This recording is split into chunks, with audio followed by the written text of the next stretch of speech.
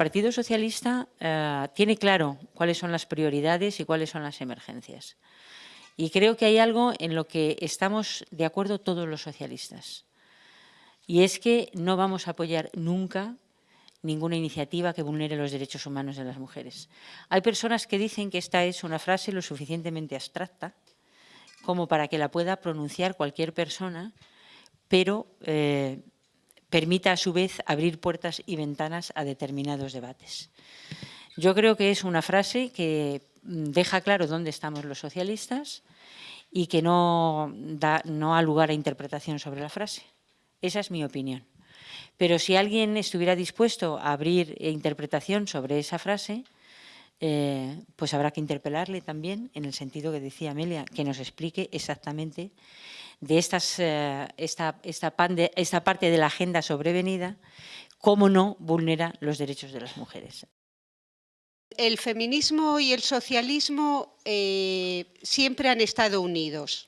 Entonces, feminismo y socialismo, no todas las personas tal vez, pero estamos aquí quienes pensamos mayoritariamente que el feminismo necesita del socialismo y viceversa. Históricamente fue así, pero no porque sea históricamente, sino que la agenda clásica, podemos decir, del feminismo, lo que nos ha traído hasta aquí, lo que nos ha hecho avanzar por encima de la diversidad de todas las mujeres, de clase social, de orientación sexual, eso lo hemos dado siempre, por supuesto.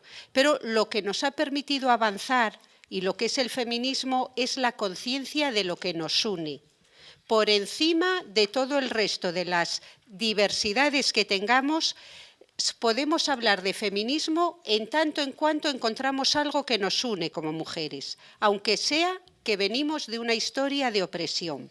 Entonces, creo que es imposible hablar de feminismo si estamos solo continuamente hablando de lo que nos separa y de lo que nos divide, que de hecho existe, pero el feminismo, su núcleo duro, y si no, no existiría, el núcleo duro del feminismo es lo que nos une.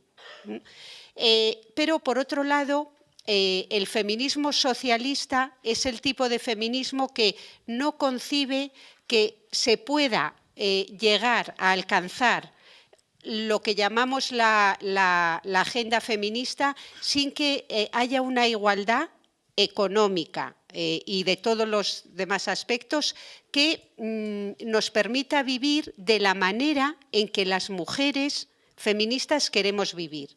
Es decir, ser feminista es tener una idea de qué es el ser humano, de qué es ser una persona y de cuáles son los fines y el sentido de nuestra vida.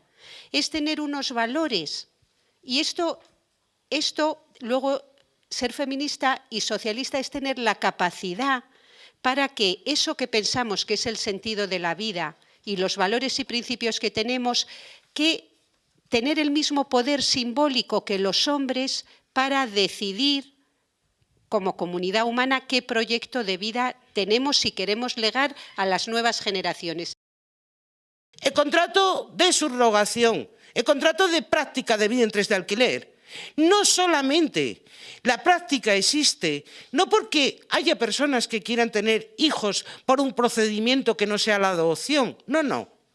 La práctica existe porque en ese contrato hay una cláusula sin la cual la práctica no existiría. Una cláusula en la que le piden a la mujer que vaya a dar adelante el embarazo, que renuncie a un derecho fundamental que es el de filiación y custodia. De eso va. Es más, no hay contrato de sustitución o de gestación subrogada que no lleve esa cláusula. Porque esa cláusula es el fundamento de la práctica. Hacer que una mujer renuncie al derecho fundamental de filiación y custodia. ¿En serio que la gente de la izquierda, en serio que los socialistas podemos estar de acuerdo en regular una práctica que exige la renuncia a un derecho fundamental? ¿Pero qué locura es esta? Es decir, o yo estoy en otro mundo. No puedo seguir desarrollando lo del contrato y así acabo. Solamente apuntar las otras dos falsas temas del debate. Existe y se produce una falsa analogía con la donación de órganos que ya, si ya da tiempo en el debate, lo explico el por qué. Y luego, además, con algo que ya Ana también apuntó. Es decir, cómo estamos haciendo de uno de los grandes conceptos de la humanidad, la libertad, una parodia absoluta. Estamos ante la parodia de la libertad y el consentimiento. El feminismo con el socialismo luchó durante todo el siglo XIX por la abolición de la prostitución, que siempre ha estado regulada, siempre, en todas las sociedades. Y luchó durante un siglo entero, hasta que por fin, en los años 50, la mayor parte de los países firmaron que declaraban abolida la prostitución. ¿Qué hicieron? Quitaron las regulaciones que tenían, pero la prostitución siguió existiendo, obviamente. ¿Porque llevaron más allá esto? No. La idea es, bueno, habéis ganado el huevo. Es cierto, nos damos cuenta de que la prostitución es una práctica de tal naturaleza que no vamos a decir que el Estado mismo sea proxeneta. Pero no penséis que vamos a ir más allá. Ahora bien, ¿esto les ha quitado en general a algunos las ganas de comprar sexo? Yo tengo la impresión de que no. Yo tengo esa impresión, una rara impresión, ¿no? Vas por ahí, no ves qué pase, ¿no? Dice, y entonces, ¿por qué no intentarlo de otra manera? Ahora vamos a hablar de una estructura que se llama la cinta de Möbius. Bueno, para los que no, es que no tengo con qué hacer una cinta de Möbius aquí, pero es muy interesante. El asunto es la moral. Es decir, había 2,5 y recuerdan. ¿Qué es una agenda? La agenda es la paridad, que es una agenda sobrevenida, el debate de la multiculturalidad y el debate de la prostitución y el debate de los vientres de alquiler. Son agendas sobrevenidas. ¿Por qué? Vamos a ver por qué lo es la de la prostitución. Es una práctica inmemorial de comprar sexo. Ahora bien, es una práctica que el conjunto social, quisiera que no, y en Occidente, fue llevado por el propio socialismo y las ideas de la izquierda a pensar que no podía convertirse al Estado en proxeneta. Era el Estado, era el que regulaba la práctica, sacaba beneficios de ello. Por lo tanto, la práctica queda desregulada. El feminismo da un paso más y dice, vamos a ver, hay un cambio moral, y por eso lo de la cinta de Möbius. Las y los feministas no pensamos que quien se prostituye es un pingajo humano desechable. Puede hacerlo por tal cantidad de razones que no nos podemos permitir un juicio de esa naturaleza. Más bien tenderemos a escuchar las razones y a ver a cuáles de ellas les podemos poner remedio en el convencimiento de que esa persona no quiere vivir el resto de su vida así. Vivimos en una economía global que lo que genera es grandes bolsas de pobreza, que genera desigualdades y después vamos con políticas sociales a poner parches a lo que se generó en el espacio económico. Creo que debemos hacer una reflexión sobre qué debe corregir la economía, qué debemos regular en el proceso de la economía global y, por supuesto, qué Estado queremos para que garantice derechos sociales y para que garantice la igualdad para la vida de las mujeres y de los hombres. Y, por lo tanto, yo haría un poco un reto a las personas que me acompañan hoy a que hablemos algo de esto. También me gustaría, porque además yo sé que ellas son expertas, que hiciéramos una cierta reflexión sobre qué está pasándonos en esto que llaman la salida de la crisis, ¿no? Que deben ser algunos los que salen de la crisis, porque hay gente que difícilmente está saliendo de la crisis, pero es verdad que podemos reconocer que vamos creando empleo, que se va mejorando en la situación económica. Sin embargo, como bien sabe Ana, como bien sabe Reyes, mientras cuando se genera empleo básicamente masculino. Cuando se pierde empleo femenino. Con lo cual, el proceso de salida de la crisis nos anuncia una situación, un futuro más desigual entre hombres y mujeres. Yo creo que es un tema que tenemos que hablar aquí y buscar maneras, yo creo que el diagnóstico es claro, se han hecho políticas contrarias al fomento de la igualdad y no se han hecho políticas de igualdad. Estamos perdiendo población activa, ese es el principal fracaso de cualquiera que trabaje en temas de mujer y empleo, porque si en algo hemos defendido es en que las mujeres tienen que estar. Si la mujer no está, si la mujer no no quiere trabajar o no está trabajando, que es como la encuesta de población activa nos clasifica, querer trabajar significa que estás parada pero en busca de empleo, y estar trabajando es que tienes un trabajo. Pero claro, cuando te clasifican como inactiva, ahí estás muerta, porque significa que estás en tu casa, significa que algunas están estudiando, muy pocas, y significa que estás incapacitada para trabajar otras tantas, con lo cual ahí somos invisibles.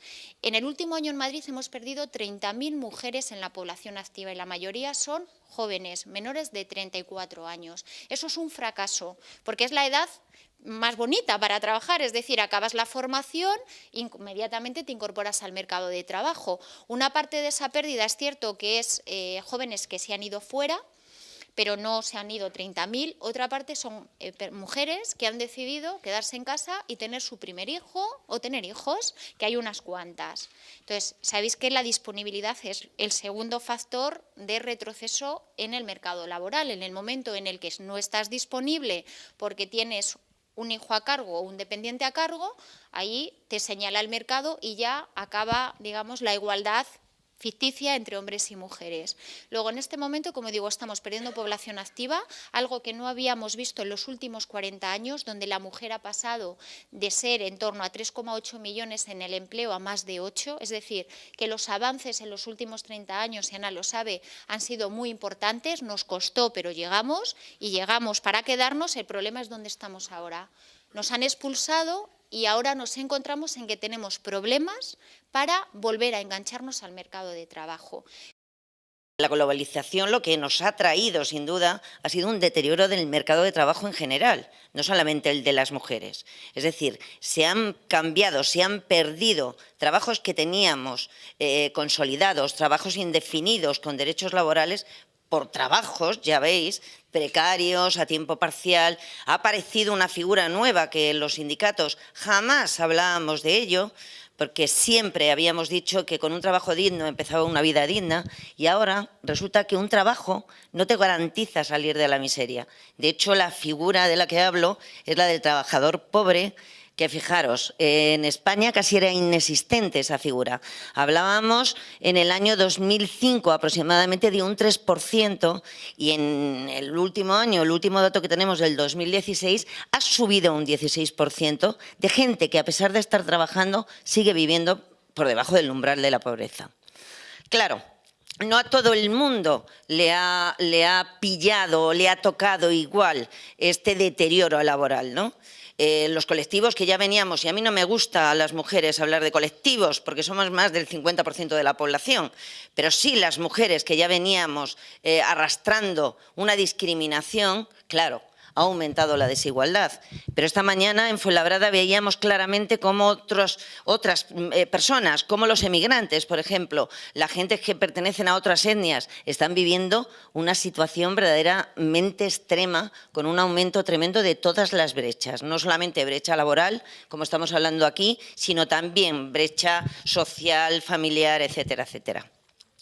Las mujeres que llevamos, como contaba Amelia, como contaba Ana, años, toda la historia, luchando porque se nos considerara personas de pleno derecho, ciudadanos de pleno derecho, la verdad es que las conquistas en Occidente pues apenas son del siglo XX. En el siglo XX fue cuando conseguimos las mujeres acceder a la categoría de ciudadanos, y por fin en Occidente, y gracias al movimiento de mujeres feministas y gracias a la lucha de ese feminismo, provocamos que se incorporara en la agenda política de los compañeros y compañeras de los partidos, del Partido Socialista, pues el tema del feminismo, que para ellos también era un hándicap, porque claro, el problema es que veníamos de una civilización, de una cultura, el llamado la cultura patriarcal, pero efectivamente es una sociedad montada por el hombre para mayor gloria del hombre, y ahí la mujer pues siempre hemos estado relegadas a ese segundo plano.